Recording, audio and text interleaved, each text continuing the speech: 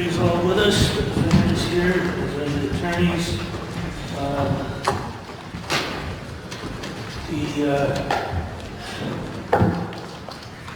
Trooper Khan is on the witness stand, and I just would remind you, sir, that you remain under oath. Yes, sir.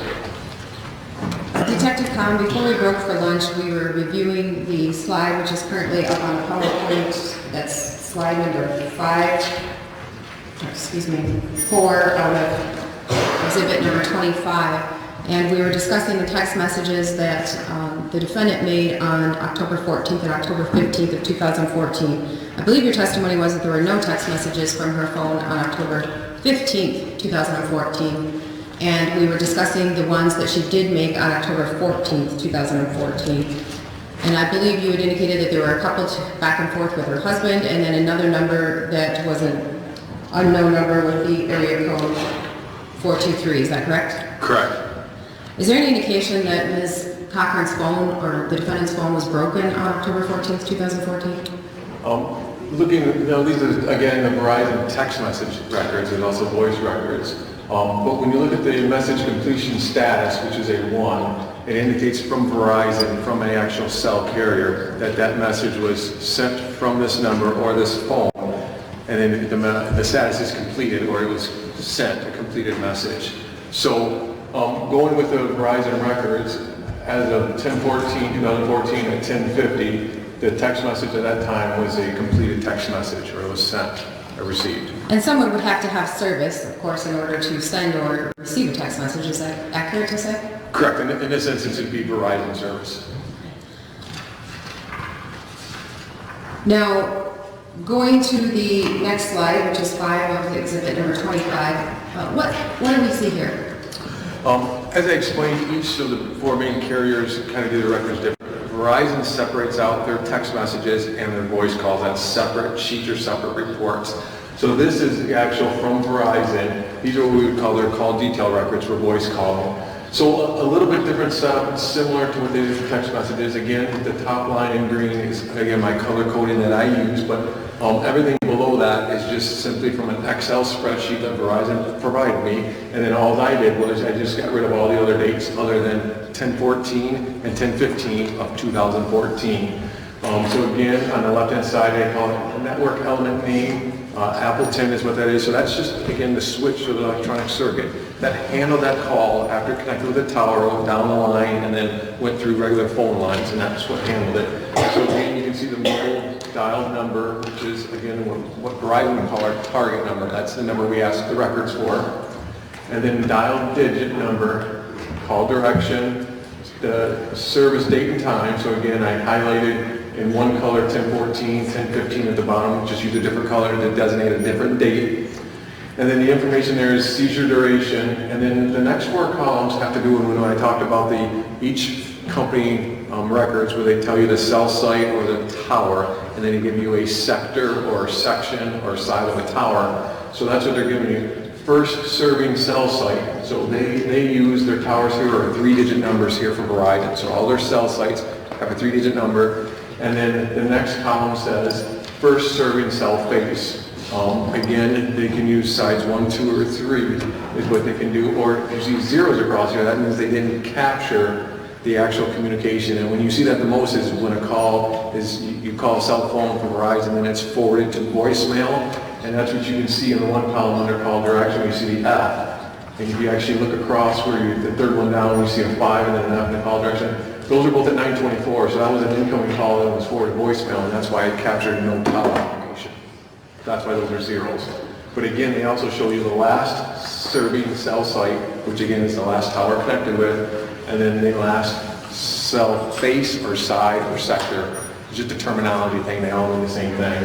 And then the last thing says calling number. So that's showing you who actually made the call. So that's what those are indicating. So again, these are directly from Verizon. All I did is got rid of the other dates other than 10/14 and 10/15. I color code them just for the ease of explaining to make it more visually, to understand.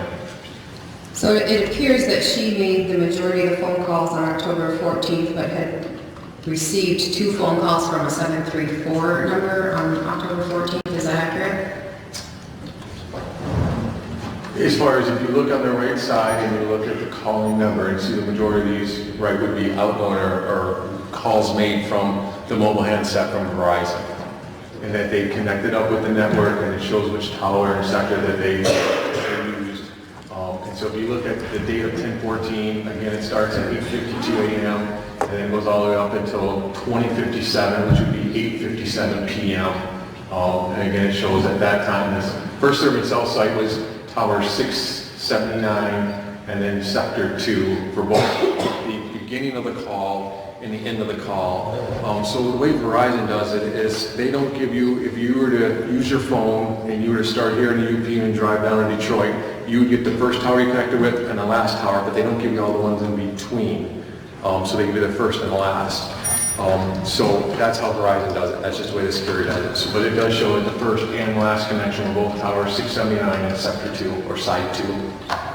So the first call that she made on that day was 8:52 a.m. to her husband, who's the blue phone number, right? Correct. And it appears that there's only one call to Chris Regan's phone that day? Correct. And that's at, it says 20:57, what is that in real time? 8:57 p.m. That's Central Time? Yes. Do they give you telephone records in various times? Each carrier does it differently. Verizon and AT&T, who we're dealing with here, do it differently. AT&T puts all their times in what they call UTC. UTC stands for, actually, no, it's UTC. It's actually Coordinated Universal Time. That's the successor to what we used to call GMT, or Greenwich Mean Time, which is also the successor to what we used to call Zulu time. Everyone heard the old military movies, Bravo, Zulu.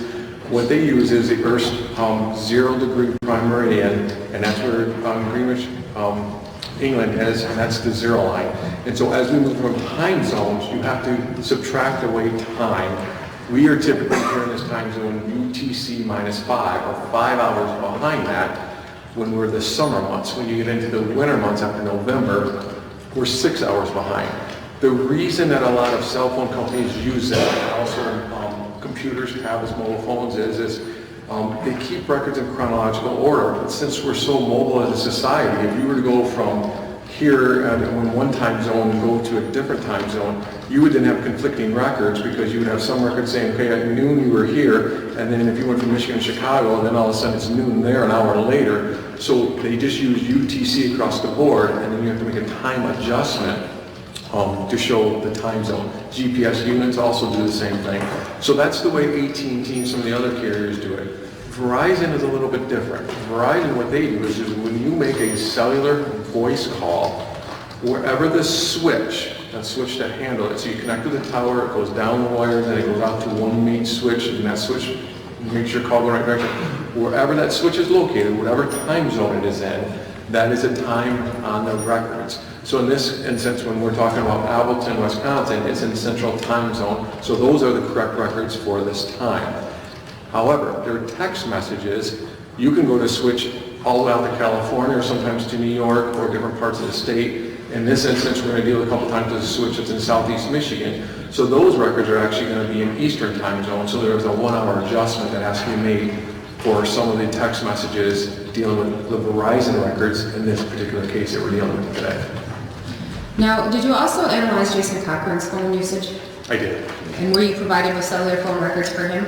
I was. And what dates did those records cover? Let me refer to my report here. So the first set of records that we talked about here, the number up there on the board, that's Verizon. That's the carrier we dealt with here.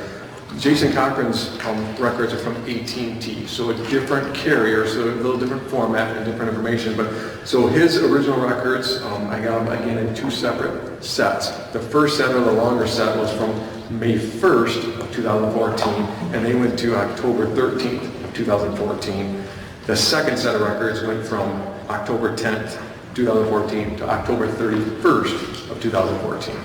And what were Jason Cochran's daily average text messages from October 10th to October 31st?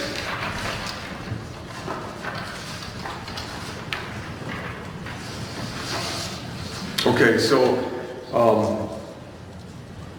for text messages, October 10th to October 31st in 2014, that's a 22-day time period. The total was 431, and it worked out to be an average of 19.6 daily average for text messages. What were his average voice calls from October 10th to October 31st? For that 22-day time period, there was a total of 176 total voice calls, and the average daily was 8 per day was the average during that time period. Was there anything regarding his usage during the 10/10 to 10/31 time period that jumped out at you as unusual? That's the same date as in Kelly Cochran's on October 15, 2014.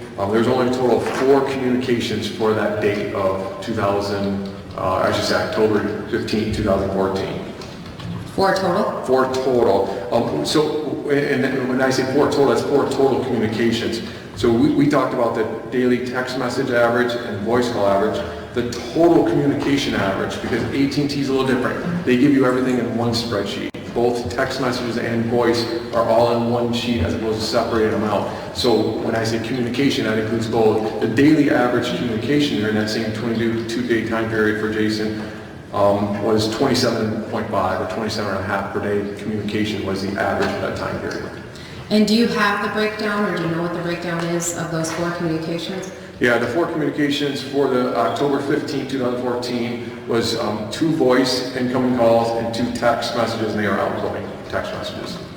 Did you know anything else of interest regarding Jason Cochran's communications from October 10th to October 31st? Again, when I get near a significant incident and looking at analytical work, and when I do criminal crimes, and I break it down by days, and I start looking at changes in patterns. So I actually have a couple different things that I noted over that 22-day time period. So when I looked over that 22-day time period, the average number of communications per day for Jason with Kelly were 4.7 per day for that time period. But I noted that there was 8 days where there was 0 communications between them. So when I look over that 22-day time period, I noted that October 15th and October 16th of 2014, there was no communications between them. And then when I go further on, I noted that between October 26th through 31st, that was a 6-day period, there was no communications between them on those days also. Okay. Was there anything of interest in these records from October 12th? So when I look and I do my analytical work and I look at the long history and then I look near the time of an incident, I look during, before, and after. So looking before, what I notice is on October 12th, 2014, that the last 9 communications from Jason's records were to Kelly. So their daily average had been 4.7, but on this date there was 9, but it was the last 9 of that date. So on October 12th, 2014, the last 9 were between the 2 of them. And on October 13th, 2014, was there anything unusual about that? Right. This stuck out more when I look at the analytical. There was actually 30 communications on October 13th between them. So there was a total of only 32 communications that day on Jason records, but 30 of them were to Kelly, which again is significantly higher than the daily average. Now to October 14th, 2014, was there anything unusual about that date? Yeah, so we talked about October 12th, the last 9 communications were between them. And then October 13th, 30 of the 32 were between them. Then I look at October 14th, the first 5 communications were between them. So that kind of stuck out as right in a row, 5 in a row after the 13th, and then after all the communications on the 14th, and then the first 5 on the, after the 12th, and then the 13th, and into the October 14th, the first 5 were between them.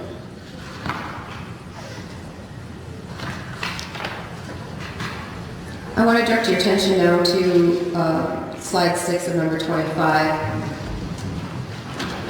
What are we looking at in this slide? So this is from AT&T directly, and again, I get the call detail records from them, and then what I did is, again, I eliminated other dates and just left in October 14th of 2014 and October 15th, 2014. So again, the part up top in blue is just me putting it in there, using the blue and associated with this number. So on the left side is our date column. They use a different spreadsheet the way they do their column. So I used one color for October 14th. Again, using purple for October 15th at the bottom. The next column we use is time. The next column is duration of a call. So voice calls have a duration, Text messages, since it's sent as data, it's just sent instantly. Some carriers list it as 1 second, some carriers will not list it because there's no duration, it's just instantly sent. So that's why there's nothing there. The next column is call type. So what I did is I just tried to highlight all voice are kind of in that pinkish red color, and then using a gray for text so you know what type of communication it was. Next column just shows call direction. It's an incoming or outgoing call.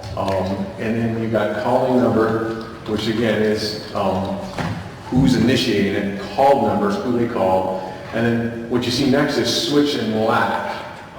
That is how AT&T associates what switch a call went through and then what tower and sector you used to complete the communication.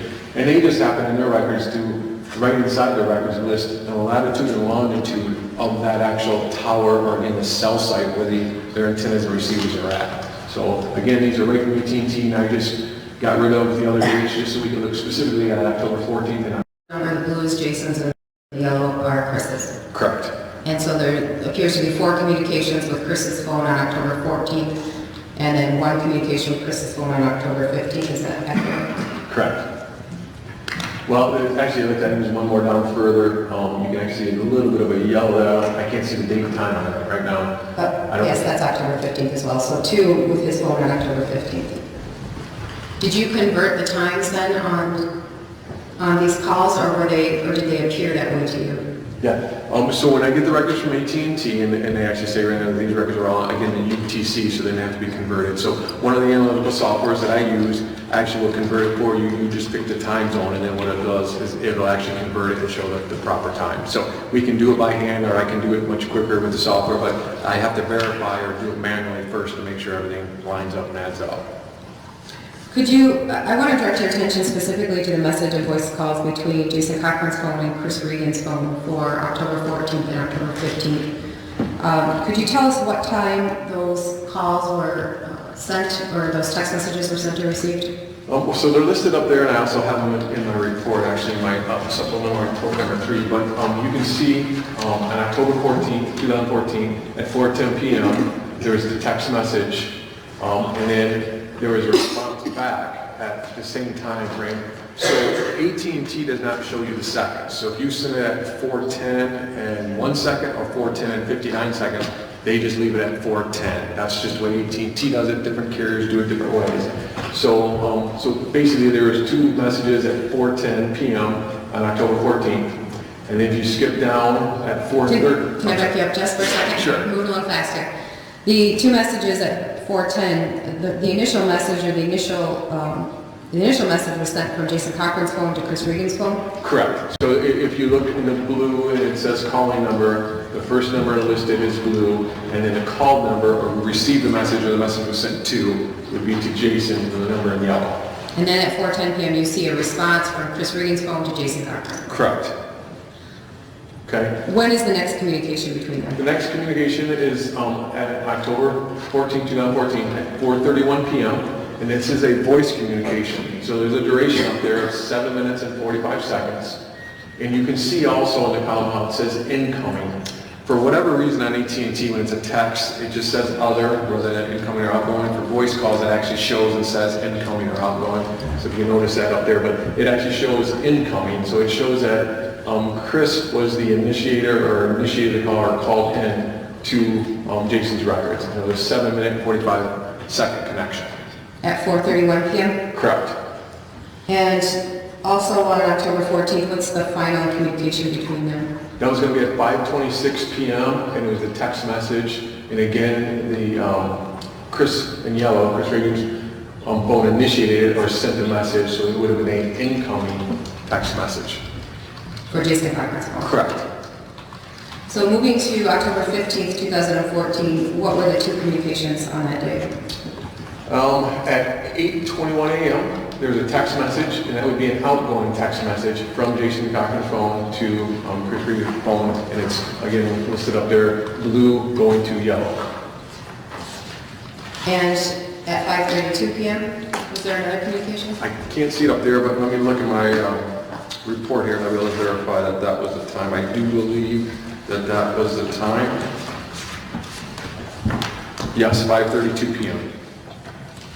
And that was another text from Jason Cochran's phone to Chris Regan's phone? Correct.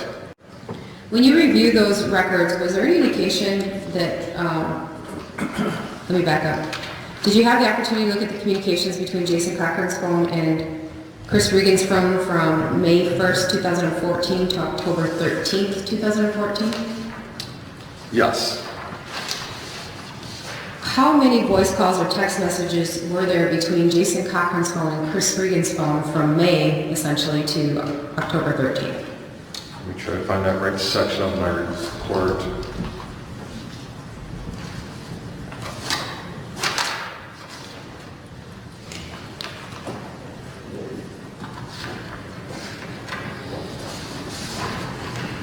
I don't remember any being there.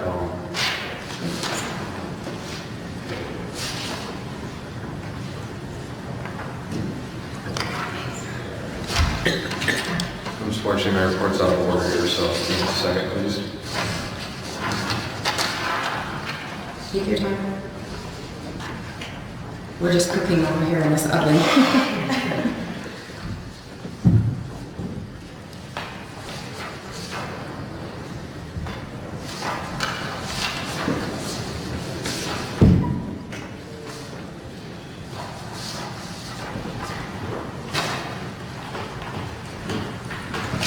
Okay, I've got it here. So during the records for Jason Cochran, May 1st, 2014 through October 13th, 2014, there was 918 voice entries, or voice calls, 0 were to Chris. And then looking at the text messages during that same time period, there was 1,490 text messages for that time period, and 0 were with Chris. So is it safe to assume from May to October 13th, there was no communication between them? Between those two phones, between that, Chris Regan's Verizon phone and Jason's AT&T phone, there was 0 communications on the records. All right, I'm going to switch gears on you right now. Were you able to map the defendant's cell site connections for October 14th, 2014? I was. And how did you do that in this particular case?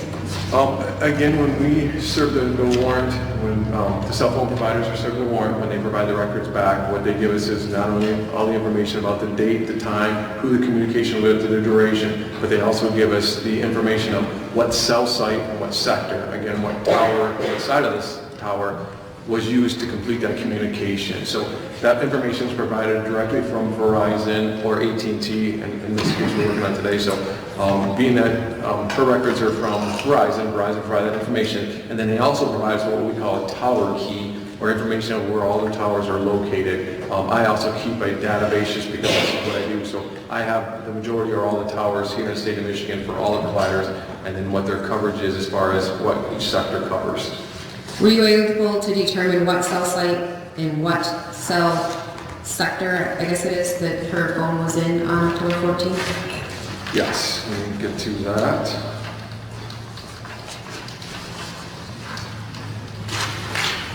So on October 14th, I have listed here, there was the last 2 cell site connections, and we call them cell site. So the cell site and the actual cell or sector they're connected with. Again, each carrier uses a different numbering system, but for the there's a connection at 2:55 p.m. and another connection at 8:57 p.m. and those were with cell site 679, and they were with cell or sector D2 is how they list them in the records for this carrier. Were you able to determine if the Cochran residence is in that particular cell site and sector? Right, when we talked earlier, we showed the picture of the water tower there in the southeast part of the city there.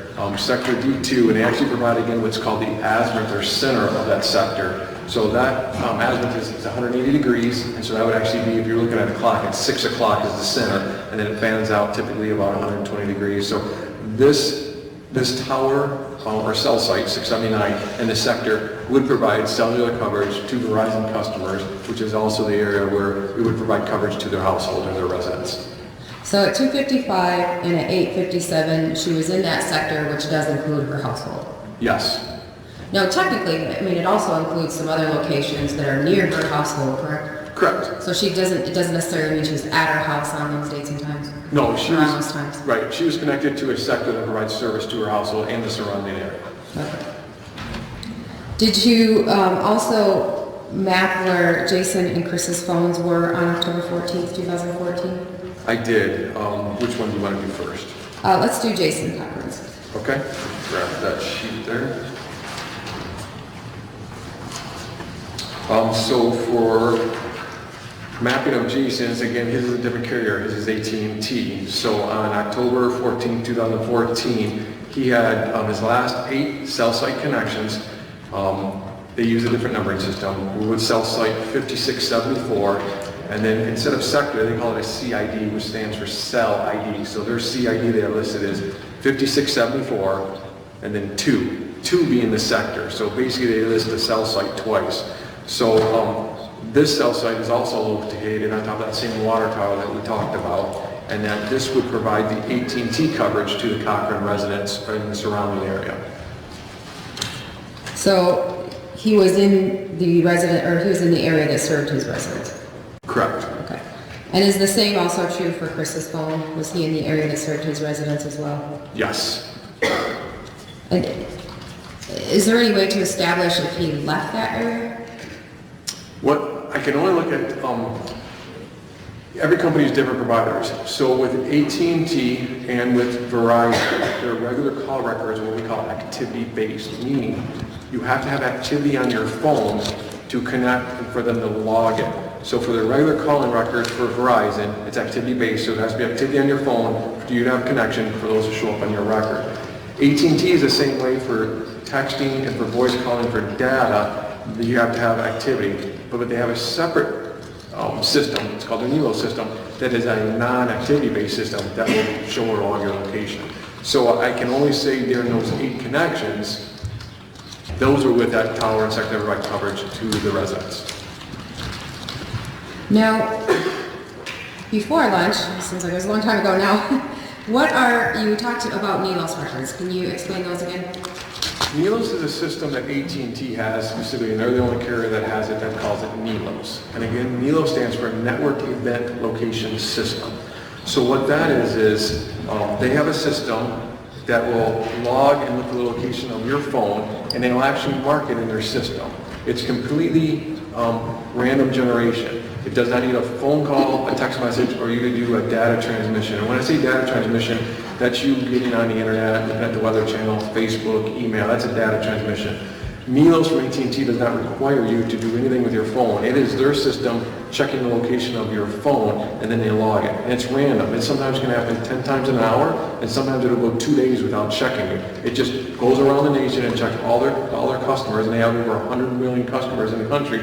So it's a very random thing, but they will actually log, and when they log your location, they give a GPS coordinates to us. And they say, this is where we believe the phone is at, and then with that coordinate, they will give you what's called a confidence factor and a radius. And it can range from a number 0 all the way up to number 13 during this time period. I should say they've changed it, but since we're talking about this time period in 2014, and then so they'll tell you if it's the number 1, it's a radius of 25 meters. So from that point, and we draw a circle 25 meters, and they say this is where we believe the phone is at. And so we use these records, especially when I'm out trying to look for a fugitive or somebody, or a wanted person or a missing person. We get the historical records. I get the records from yesterday. Then I can look at today and say, okay, we had a whole bunch of hits right here, and then quite often we get right to the person or what we're looking for.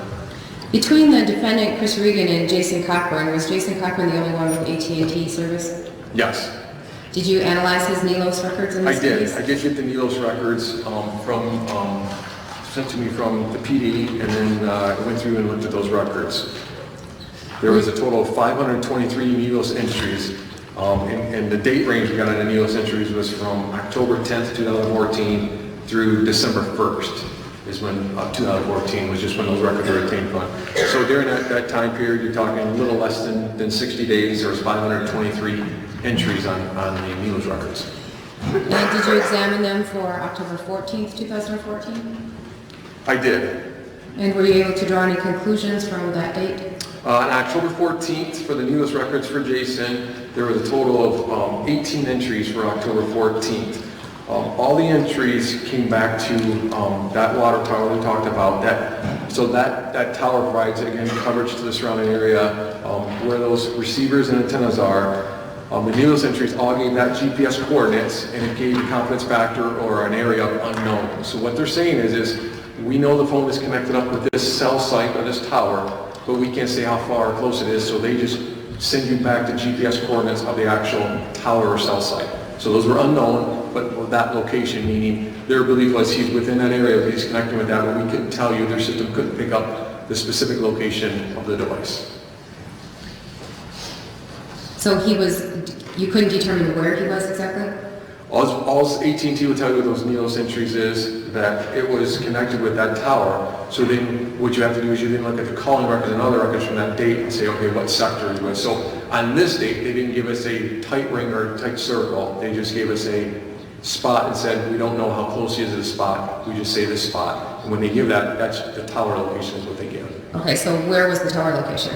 The tower location is that water tower that we talked about in the southeast part of the city. In Iron River? Yes. So his home area? Correct. Essentially? Yes. Or the area that would also contain his residence? Correct. Okay. October 15th, 2014, did you analyze the records for that date? Yep. There was October 15th, I had 14 NELOS entries. 13 of them were in the Iron River area that we talked about before. And then there was one that was outside of the area that was in between Iron Mountain and Niagara, Wisconsin. That was at 3:43 p.m. Do you have any times for the time frame in the Iron River area? So the Iron River area would be, let's see, I've got 12:08 p.m. and 4:08 p.m. for one of the maps that I do, and then the other ones were saying all the other entries that were after 3:43 p.m. before and after at 3:43. So 3:43 was one when we came back to Iron Mountain or in Niagara, Wisconsin. So everything before and after, all the other entries before or after that time were the Iron River. What, if anything, does that indicate to you that we have entries at 12:08 in Iron River and entries at 4:08 in Iron River and an entry in Iron Mountain at 3:45? Well, it indicates that the mobile communication device, the cell phone, was moving or had moved from one area to another. So the initial connection prior to 3:43, so 12:08 was in the Iron River area, and then it had moved. So for the communication or the NELOS connection, when they checked the phone location at 3:43, it was in a different area, and that area being the Iron Mountain, Niagara, Wisconsin area. And then it came back at 4:08 was the next connection back in the Iron River area. With respect to October 16th, did you also analyze those records? I did. The NELOS records for October 16th showed 12 NELOS entries. Out of the 12, 11 of them show the Iron River, Michigan area, and then one ended up being up in the Ashland, Wisconsin area. That was at 9:37 p.m. And did you analyze the records for October 17th? October 17th, there was 27 of the NELOS entries, 22 in the Iron River area, 2 were in the Menominee area, and then 3 were in the Hancock-Houghton area. Okay, so in the Menominee area, what time were those entries? That would have been at 3:28 a.m. and 3:29 a.m. So we have, on October 16th, the phone in Ashland, Wisconsin at 9:37 p.m. And then at 3:28 a.m., the phone is in Menominee? Correct. And were there additional entries after that? Yes, so that was 3:28, 3:29 for the Menominee area, and then at 1:58, 1:59, and 2:04 p.m. were the ones that were in the Hancock-Houghton area. Those are p.m. 1:58 p.m., 1:59 p.m., and 2:04 p.m. Was the Hancock-Houghton area. When were the Iron River entries, if you can tell us? So there was, trying to see which one they've got here. So before the Houghton Hancock, there was 3 that were in the Iron River area, and then also there was some that were before and after that 3:28 and 3:29 p.m. So I've got, or a.m. I should say. So kind of like showing the devices in the area, went south, back in the Iron River area, and then went back north, if you follow from after midnight for that date. Okay, well, let's talk about the 2 dates, the 16th and the 17th. Okay. So let's start out in Ashland, Wisconsin at 9:37 p.m. Okay, so on the 16th at 9:37, that would be Ashland, Wisconsin area's NELOS entry at 9:37 p.m. Then there's Milos entries that end up coming back to the Iron River area, and then once we get past midnight, they end up showing up at 3:28 a.m. and 3:29 a.m. in the Menominee area. And then later on in the afternoon that day, they're in Hancock, Houghton area? Correct. Do they come back to the Iron River area after being in Menominee? Yes. Okay. So Ashland, Wisconsin, Iron River, Menominee at 3:27, 3:28, or 3:28, 3:29 a.m., then back to Iron River, then to Houghton, Hancock the next day? Yes. In the afternoon? Yes. Okay. Did you also map Jason Cochran's connections from October 18th to October 24th? I did. Let me see which report I have that one in.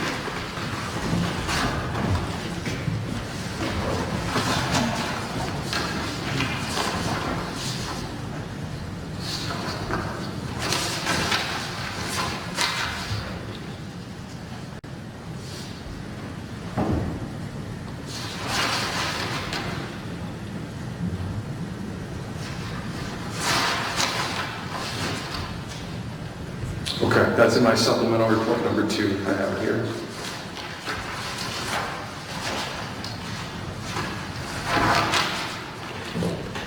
Are we speaking the Milos entries for those dates? What we're specifically talking about? Specifically talking about Milos entries. Okay. So from I was asked to then look at October 18th through October 24th of 2014. So again, I took all those Milos entries, that 500 something Milos entries, and I just broke it down to that small time period of the 18th through the 24th. So during that time period, there was a total of 88 Milos entries over that time period of those, we have 6 days there. I'm going to ask you about a specific location during that time frame. Sure.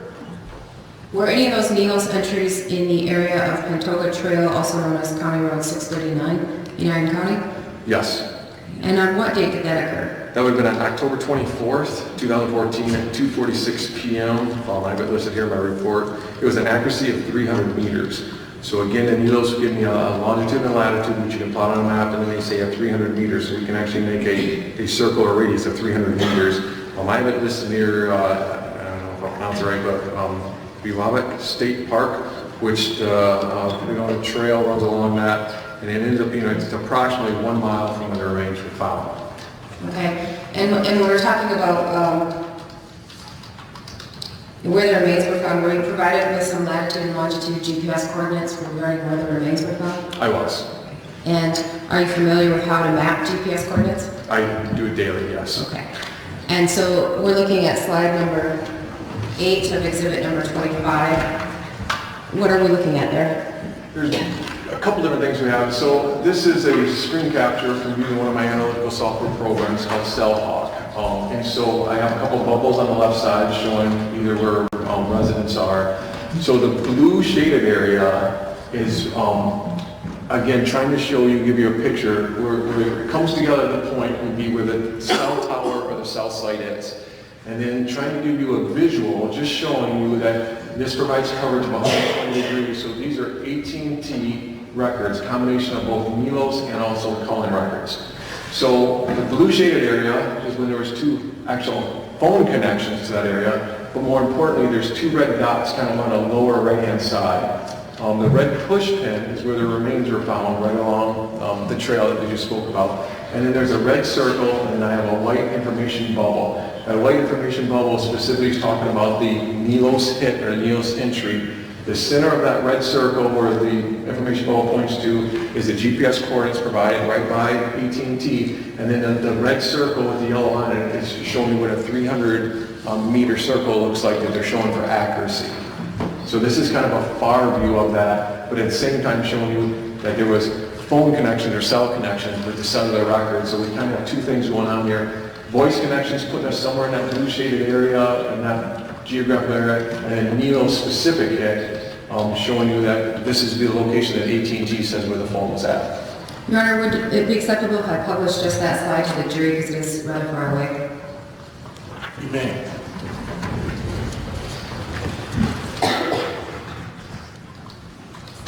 So you indicated that there was also some cellular phone connections during that time frame from Jason's phone? There was. And what time were those connections made? Were the NELOS records hit, I guess? Well, the NELOS entry was at 2:46, and I'm trying to get my sheet here to see what time the actual cell connections were. I believe she has a... There we go. Slide number 7 of Exhibit 25. So those are going to be, if you look up there, on 10/24/2016, 246 and 246 voice calls outgoing. That's where those the entry was made. As far as you can see, the at 2:46 p.m. is when it was. So, and I think I have it labeled there actually on that previous slide.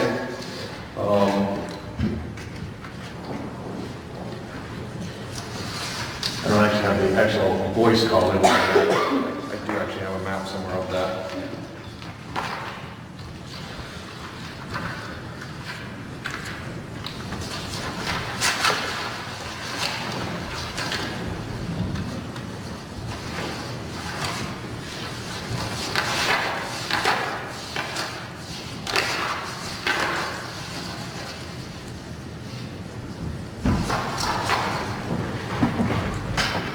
Yeah, it's 2:46 p.m. And again, voice calls are rounded down to 0 seconds, so they don't show specific seconds. So those are outgoing voice calls from Jason Cochran's phone to 906-239-2540? Correct. Okay. Now, again, I wanted to ask you about the radius because you said something that I hadn't heard before, and you said it really fast. Sorry. It's okay, but I want to make sure I'm getting it. I want to make sure the jury's getting it. Back to the radius, you indicated there was a 300-meter circle, I guess, around where the NELOS connection was made? Correct. So again, NELOS entries, at that time, AT&T would provide you a number of 0 to 13, and they also provided you with a chart to show what each number corresponded to. And it corresponded to a radius that they believe the phone is at this GPS location. So what it is their confidence. Their system saying we're confident or less confident depending on how big the radius is, or if they're not real confident, they give you that unknown. In this instance, for that specific NELOS entry, they gave us a confidence factor or 300 meters. So they're saying that the phone is at this GPS coordinate or within 300 meters of that. So that's why we're able to develop that. And these are the same records that we use when we go to locate a fugitive or a missing person. We can use those same NELOS records to do this. Now, I thought I had heard you say something about a mile. I'm sorry? I said, I thought I had heard you say something about a mile. Did you say something about a mile? Yes. So this is a far out view. So when I zoom in, I'm able to use a measuring tool. So where the push pin is, it's red where the ranger found, and where that circle is or that radius, it's approximately a mile from it. So a mile distance? Correct. A mile distance is the approximate. Okay. Now, I'm going to switch gears again on you here. And these records that we're talking about are also in evidence still as part of exhibit number 25. And the FBI report number as well as just, I don't recall this off the top of my head. They're already admitted.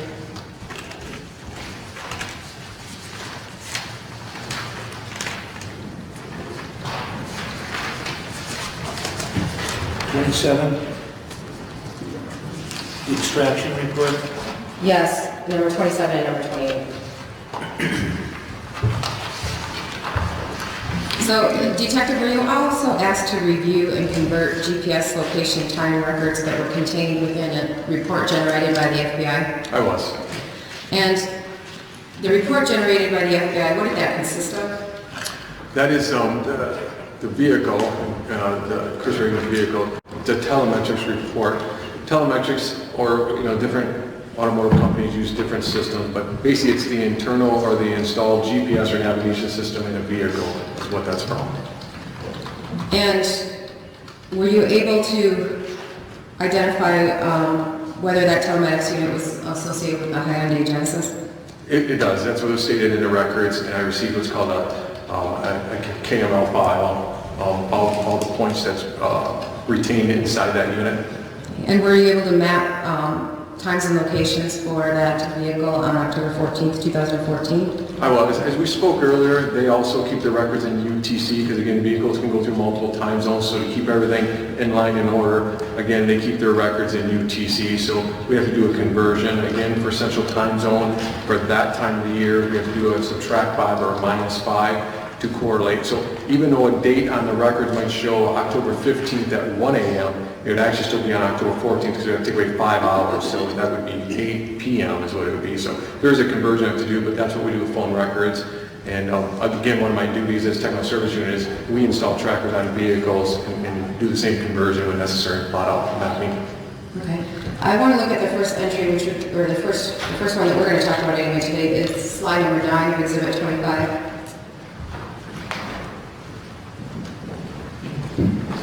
Were you able to convert the times and come up with a time that the vehicle was at this particular location on the map? Yep, so I took the KLM file as provided to me and I just simply put it into the Google Earth software that I use on my laptop for a lot of my plotting. And so this is an actual satellite view using Google Earth and using the points that are just provided to me. They're put right in there.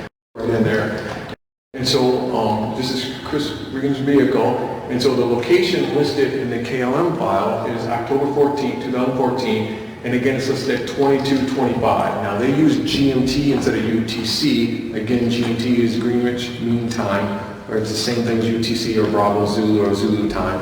So we have to do a conversion. So if you take away 5 hours from 22:25, it makes it at 17:25 military time, which is 5:25 p.m. Central Time. So that's just in the red writing to be able to show that. And does the map indicate what street that vehicle was on? My eyes aren't the greatest, but I believe it's Lawrence Street is what it is. And that was at 5:25 p.m.? Correct. Your Honor, may I publish this slide to the jury? Yes. Did you map or convert another time subsequent to that one? I did. I did the next location available or provided in the file. And what was the next location that was provided in the file? I don't know off the top of my head the time. I have it here, but it was at 8-something p.m. Okay, so again, using the information provided right in the file, the date listed in the file is October 15, 2014 at 1:17 GMT. Again, doing our conversion, but I actually put it to the correct time for the Central Time Zone on October 14, 2014 at 2017 military time, which is 8:17 p.m. Central Time. And may I publish that to the jury as well? Yes. That's slide number 10 of Exhibit 25. And then the next spot that you mapped? It was 10 minutes later, so the correct Central Time is going to be 2027. Again, using the information right in the file from the GPS unit within the vehicle. It was listed at October 15, 2014 at 1:27 GMT. Again, converting it makes it at 2027 to the October 14th date. And then the conversion from military time to regular time is 8:27 p.m. Central Time. That's what that indicates. And the GPS units in vehicles, because I do install them, their accuracy is sometimes between 9 to 25 meters because it depends on your signal strength too. You need more than one satellite. Typically you need a minimum of 3, but the more satellites you connect with, the more accurate it can be. So there is a, sometimes they're slightly off as far as, it's not a pinpoint accurate, but it's really close to our general patient. Typically I get 9 to 25 meters off the trackers that we use. So there is a little bit of variance there in the location. Your Honor, may I publish that slide, which is 11 of 25? Yes. And then finally, in slide number 12, do we see the route that the vehicle traveled or the pinpoints where the vehicle was located? Correct. So that's showing, now this is just, again, the information provided right from the FBI right in the file, and this is using all the points available. So there was no points are omitted or not used. So what we have is, this is just an overhead view showing that the location at 5:25. The next location available was not until 8:17, so that's plotted. And then the next location is 8:27. And then after 8:27 p.m. on 14th, the remaining locations was that exact same location. So I didn't bother plotting it over and over and over, just showing the 3 available locations during this time period between 5 p.m. and 8:27. And may I publish that as well? Yes. Now, Detective Cochran, with respect to these connections in GPS units and vehicles, How do you know when they make these connections? Do they make them when the vehicle stops? Do they make them at random times, like the phones that we were talking about? So GPSs are going to be, it's up to, on vehicles, going to be the manufacturer settings. Some are set up to where it logs your stops. Some can log different intervals. GPS that I have access to, we can do it anywhere from every 5 seconds to every hour, or you can go further, or you can make it just do stops. So it's all on how it's set up. Now this is a Honda. I don't know how the manufacturer sets up their specific, their data GPS management system. So I can't say for them. It's just however it's set up. In this case, would be by the manufacturer. Thank you. I have no other questions. Mr. Shilkey. So thank you. So I'll probably need your assistance a little bit if you don't mind. Through.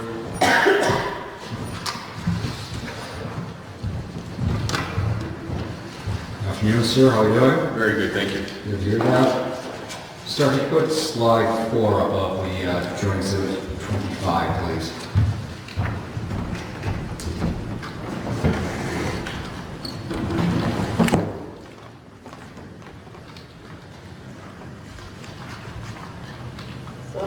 Thank you.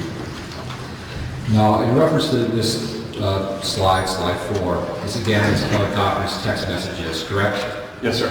Or again, these are text messages that were sent from Kelly Cochran's phone, correct? Correct. We don't know if someone else had that phone and was sending text messages. It's just that it came from that phone, correct? Correct. And again, you just analyze the fact that a message was sent from that phone.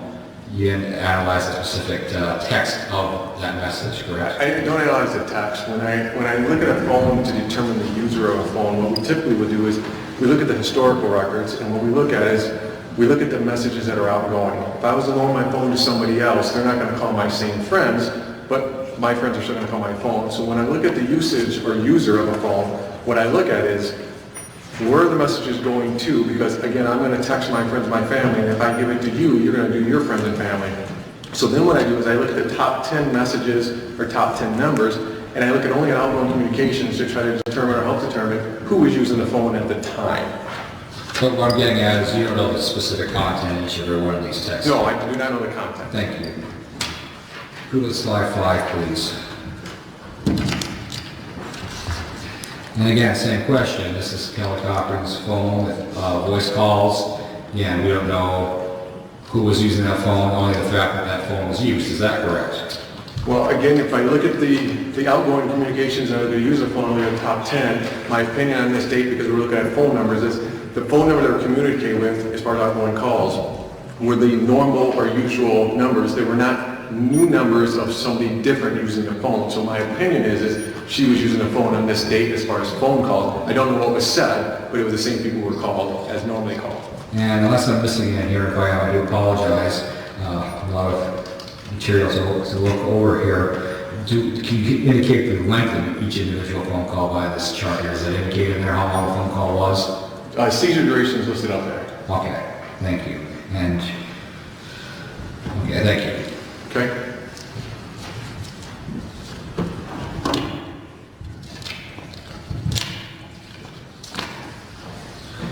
Yeah, moving on to slide 6, please. Have that up there, thank you. Again, you don't know the content of the particular phone calls, what was said during the phone calls, or the content that was said in the particular text. Is that correct? Just know that a text or a phone call? Actually, some of the texts are listed from actually Chris Regan's that were provided to me. So some of the content of the text are listed. But as far as from Jason's record, none are listed in his records, but I was provided some of the text message content that comes from Verizon, because Verizon at the time retained it for, I believe it was 30 days at the time, now it's shorter, but at that time. So there was some text message content for some of these, but not in Jason's record, they were in Chris's records. Okay, thank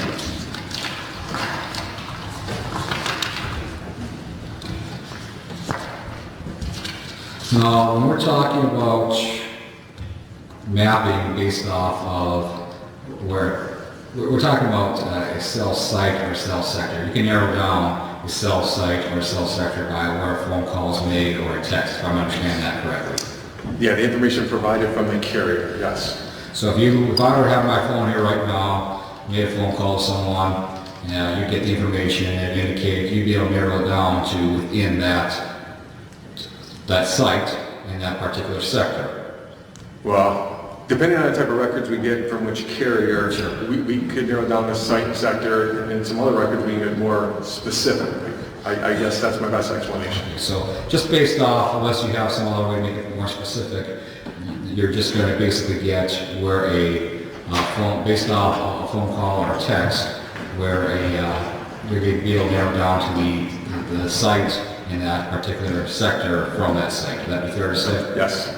And again, if I were to walk down the street here, assuming I don't venture into another sector or another site, that should stay the same, correct? Correct. And again, this tells you that that cell phone was there, not that particular person was with that phone, that phone alone was there, based off of, again, I know you'll get some other information and make some opinions off of that, but again, the records itself tell you that the phone itself is within that cell site and sector. Correct. Okay, and again, I know you do some other stuff, take a look at that. So I'll try to keep this as simple as possible.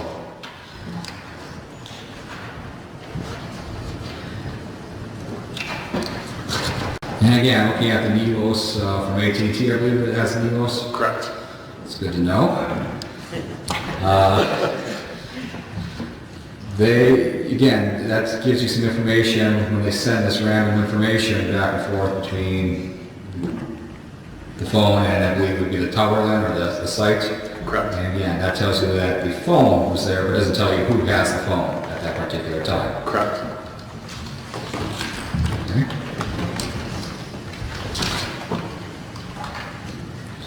Can we skip to slide 8, please?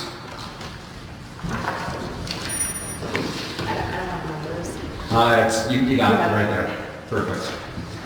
Now, I just want to make sure I understand this correctly, that using the NEVOS here, we found that the phone, Jason Cochran's phone, am I understanding correctly that orange or red dot with the yellow circle around it, with the yellow, or excuse me, the white bubble coming out of it, that little dot, does that represent the 300-meter range that... Correct. This is the far view. If you were to zoom in, you can see it more detail. But yes, the red or orange circle with the yellow circle around it, with the information bubble points to the center of it, and that circle encompasses the 300 meters. Okay.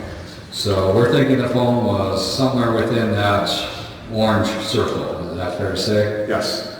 And again, I'm noticing that's, I don't know if you can see it very clearly, but it looks like it's pretty clear to US 2 at that time. Would that be fair to say? It's south of US 2. South. If you do the zoom in view, it's south of US 2. You approximate, maybe from your information, how far away that's... I don't recall actually. Again, I had a zoomed in view that I had on my computer, but I couldn't tell you the distance. Okay. And again, just tells us the phone was there, doesn't tell you who got the phone. Correct. Can you go to the next slide, please? Now, it's my understanding that when we look at this little red dot where Mr. Regan's car was supposedly at 5:25 p.m., you don't necessarily literally mean it's in front of, I don't know if you can see very well, it's like a white house with a white roof of a house with a building with a brown roof on it behind. In these records, they don't provide the accuracy. In other words, a lot of the GPS units will give you an accuracy rating. I don't know if this one does or doesn't, but I will. In the records, it didn't have it. So, again, they can be off slightly. I don't know if you ever see on your phone. Sometimes they'll have you driving in the field or in the grass and on the roads because, again, it depends on the amount of satellites you're connected with, the accuracy. So that can affect, again, cloud cover and other things can affect the accuracy also. And I believe you said there was a 9 to 25 meter range given in that kind of... That's a general thing that I typically see. A meter range, it could be less on certain instances, and I guess at times it could be more, but typically that's a general range. Okay.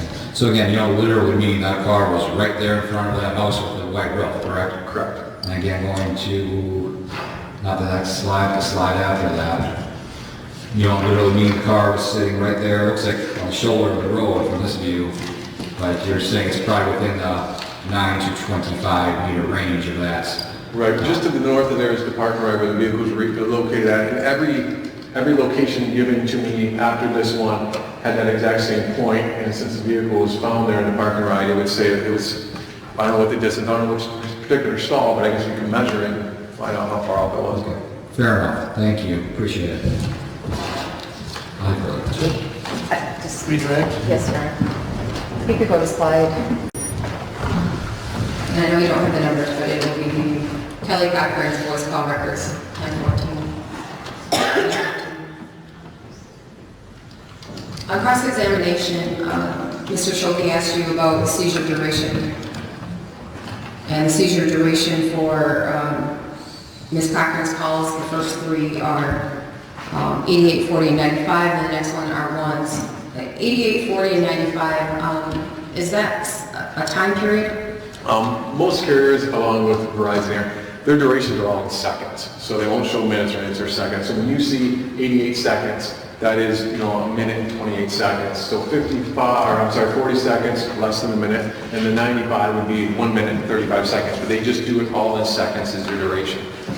Then when you see the duration 1, that is just a 1 second duration? Correct. So when we use our mobile hands or our cell phone and you dial the number, once you hit send and then the phone will send out its signal, once it connects up with the tower, that's when their seizure starts, and that's why they actually word it in their records, seizure duration. So they seized the duration so it was enough for them to receive the information and actually show what the communication was to and which tower it connected with. So that our 1 second duration is the time that Verizon actually captured that communication. So at 10:14 at 9:24 a.m., we see 2 calls from a 734 number, is that correct? Yes. Okay, and those actually have seconds associated with them, 40 seconds and 95 seconds, correct? Correct. And then we see calls going down there all in white that appear to be a bunch of 734 numbers and the 1 second duration, correct? Correct. Now, I don't know if anybody else has been having this, but sometimes I'll call somebody and if I don't want to leave a message, I get their voicemail and just hang up right away. Would that be a 1 second capture? Or an example of a 1 second capture? It can be. I can't say 100% for sure, but it can be, yes. Thank you. Thank you, sir. You can step down and hearing no objection, you're excused from your seat. Thank you. The next 2 witnesses, Your Honor, are relatively short witnesses. If you'd like to get those out of the way before our next break.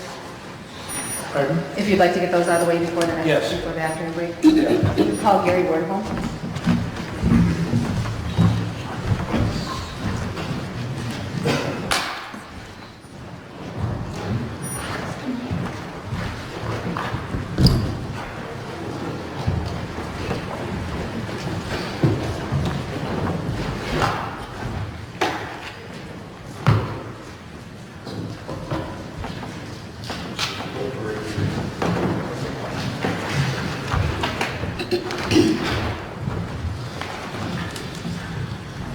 Mr. Lindholm, would you step forward all the way up here in front? If you stand, raise your right hand and be sworn in. Do you solemnly swear that the testimony you shall give will be the truth, the whole truth, and nothing but the truth, under the penalty of perjury? Pardon? Please be seated.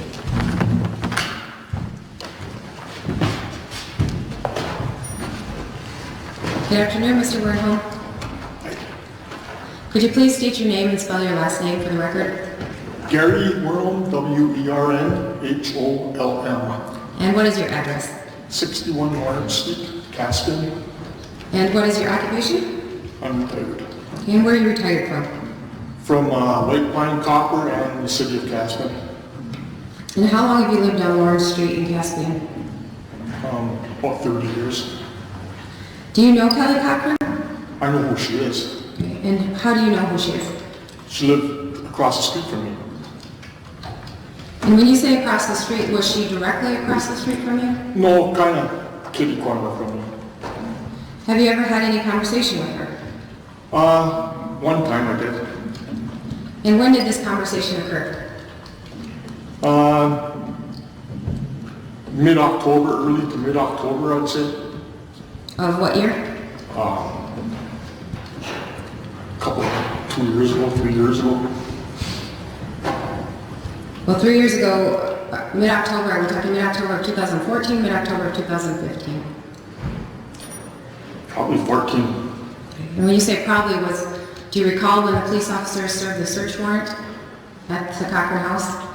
I remember when it happened, but I don't know, I can't remember what year it was. Okay, well, I'm not going to ask you the year, but this conversation that you had with Ms. Cochran, was it before that search warrant was served? Yes. Okay. So you're saying October. Are you sure it was in the following October? Yes, I'm sure that. And where did the conversation occur? And on the south side of her house, just inside of her yard. And how did you end up on the south side of her house and her yard? Why did you go there?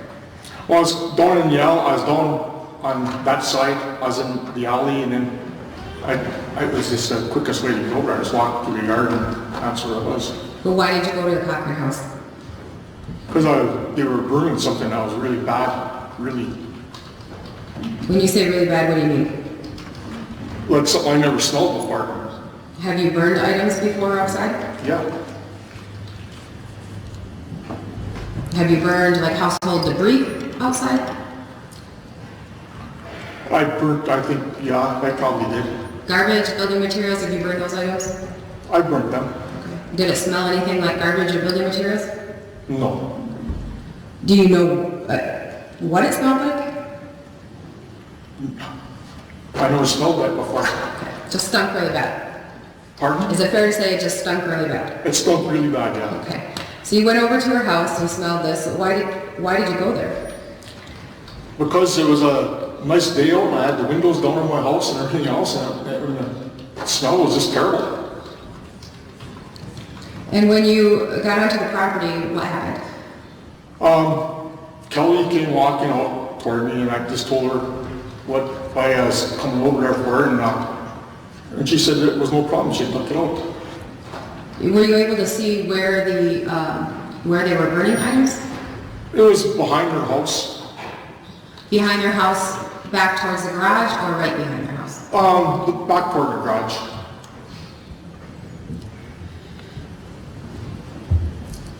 Are you familiar with that backyard? Have you been in that backyard before? Just when I worked for the city, reading meters and stuff like that. Are you familiar with whether they have a burn barrel or a fire pit in the backyard?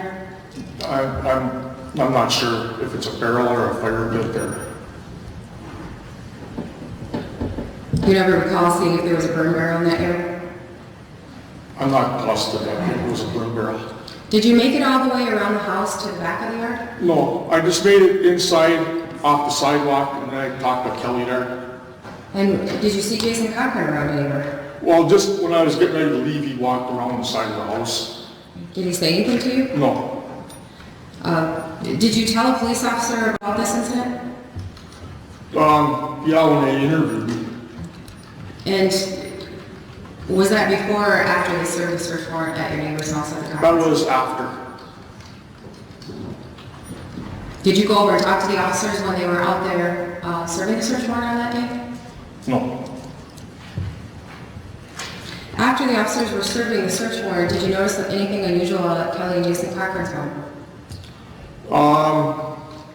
When everybody was kind of leaving and that, and I noticed a flashlight out in the yard, and Kelly was looking for something in the yard. I don't know what for. Okay, so your house is kitty corner from their house. Was it dark out? Yeah. Did you have any lights on inside your home? No, I was watching TV in the dark, and that's what caught my eye. And were the police officers already gone? They were gone, yeah. And how do you know it was Kelly out there with the flashlight? I could see her. There was an outside light on her house that was on. And this was in her front yard? Yeah. Did you see Kelly Cochran or Jason Cochran in the neighborhood again after the officers were at the house serving a search warrant? No. Did you ever see them again after that? Except for in court or on TV? No, I never seen them after that. Prior to the officers being at the house and serving that search warrant, around the time when you noticed that god-awful smell, did you ever see any unusual vehicles at the Cochran household? No, Did you ever meet Chris Regan? Had you ever met Christopher Regan? no. Thank you. Mr. Shoki? Mr. Chairman, thank you.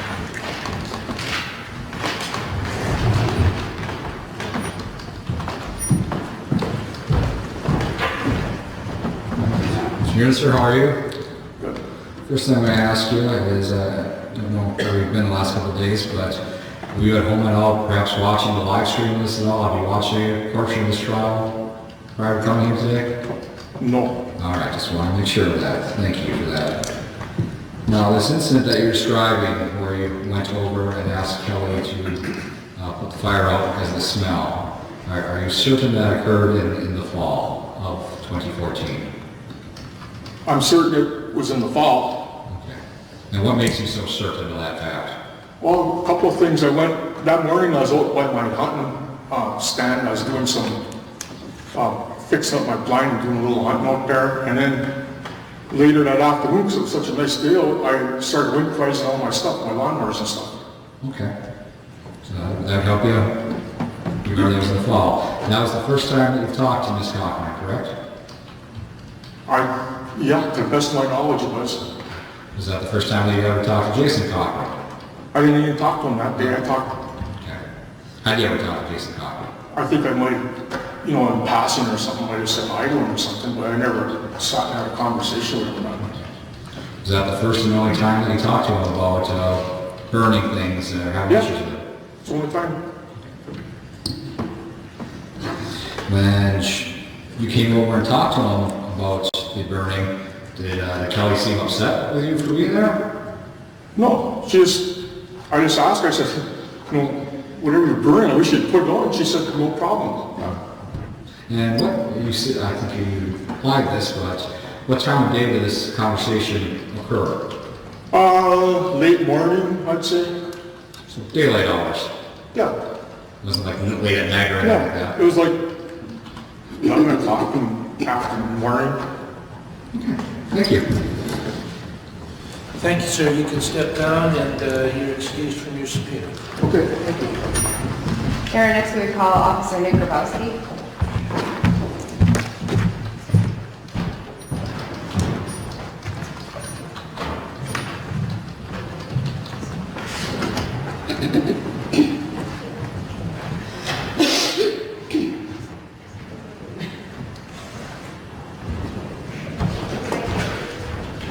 He'll be right here.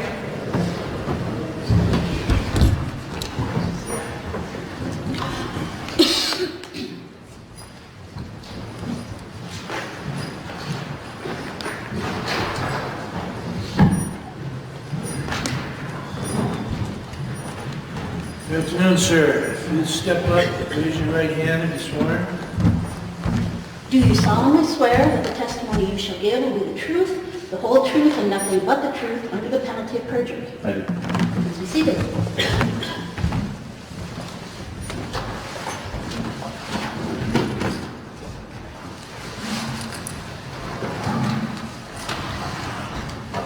Sorry, it looks like a child chair when you sit in it.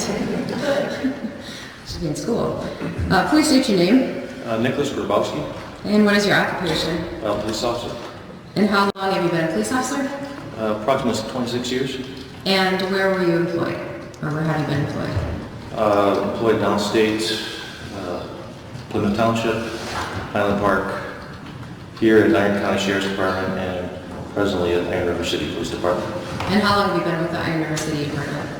Be 22 years in April. Were you on duty on March 5th, 2015? Yes. What time did you come on duty that day? 5 p.m. Was there something significant going on with Iron River Police Department that day? Yes. And what was going on? There was a search being conducted on a house in Caskin. And was that the Cochran house? Yes. Were you given an assignment that evening when you came on duty? Yes. And what was your assignment? I was outside the Cochran residence, and the defendant and her husband were sitting in my car keeping warm. while the search warrant was being executed? Correct. Approximately how long did they sit in your vehicle? Maybe 30 minutes, not very long. Did you have any discussions with them while they were in your vehicle? Yes. And what did you discuss? One thing that was mentioned, Ms. Cochran mentioned that we find any blood on the carpet, that her dog was in heat. Did she give you any indication how old her dog was at that time? Not to me, or not that I can recall. So she said if there was any blood on the carpeting in the house, it would be because her dog was in heat? Correct. Okay. Was there any other discussion with them that evening? Yes. Okay. And what was that? Mr. Cochran had asked me if there's anything interesting that I've done, and I asked him what he meant by that. Mrs. Cochran then asked me, we watch a lot of crime shows and we're really interested in that kind of stuff. And I answered, well, I worked a serial killer case in Highland Park when I was working down there. And then no other questions were asked after that. What was their demeanor when you said that you worked a serial killer case? They were real quiet and didn't say nothing else. Thank you. No further questions. Mr. Schuelke?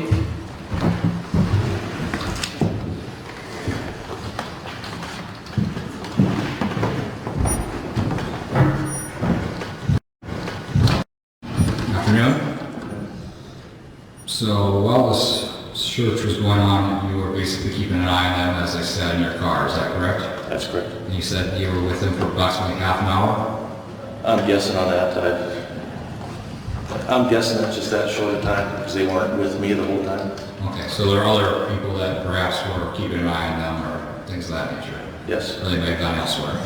Elsewhere, yes. All right. And while they were there, they were talking to you about basically questioning what was going on inside their house, correct? I don't remember them asking what was going on inside the house. Only what I just stated. Okay, but they were just curious about what the process was. Would that be a fair thing to say? They didn't ask me anything about the process. The only thing they asked me or said was what I just stated. Okay. Thank you. Thanks. All right, thank you, sir. You can step down and you're released from your subpoena. Thank you, God. Thank you. Your Honor, the next witness will probably take an hour or two. All right, members of the jury, we're going to take their afternoon recess. We'll come back to the session around 1:15 to the hour. Excused. All right.